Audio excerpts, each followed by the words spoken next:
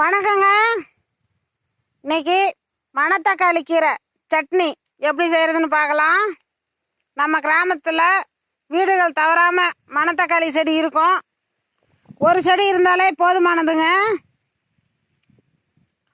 அது வயிற்று புண்ணு ஆற்றும், அல்சருக்கு நல்லது, வாய் புண்ணும் ஆற்றுங்க.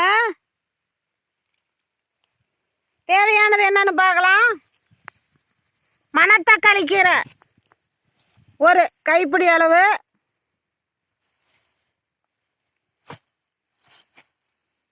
கருவேப்பிலை ஒரு கைப்பிடி அளவு. இது ரெண்டும் இணைச்சி வணக்கணுங்க. நல்லா வணக்கி எடுத்து வச்சுட்டு வரமிளகாய் ஒரு 3, பூண்டு ஒரு 4 கட்டி, சீரகம் இதெல்லாம் வறுத்துக்கணுங்க. அப்புறம் புளி கொஞ்சம் சேர்த்துக்கணும். தேவையானது உப்பு, தேங்காய் ஒரு மூடி, இதெல்லாம் சேர்த்து மிக்சியில் அரைக்கணுங்க. நல்லா நைஸாக அரைச்சி தேவையானது உப்பு போட்டு நல்லா அரைச்சிக்குங்க.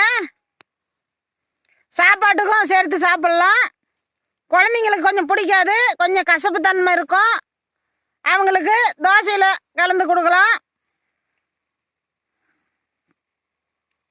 உடம்புக்கு நல்லதுங்க. ரொம்ப வாரம் ஒரு முறை இதை அரைச்சி சாப்பிடுங்க.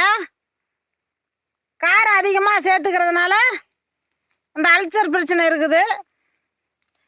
இதை சாப்பிட்டீங்கன்னா சரியாயிடும்.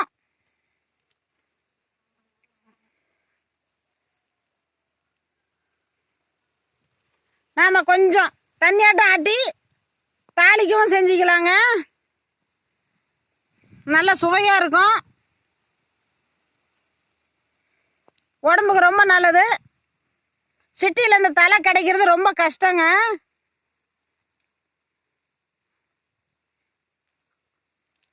இது தேடி பிடிச்சி வாங்கியாந்து செய்யுங்க.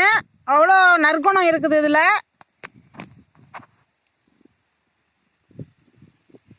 செஞ்சு பாருங்க.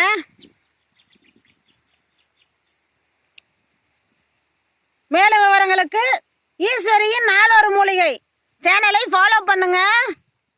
நாங்கள் இன்னும் நிறையா வீடியோஸ் போடுறோம். உடனே உங்களுக்கு வந்து சேருங்க.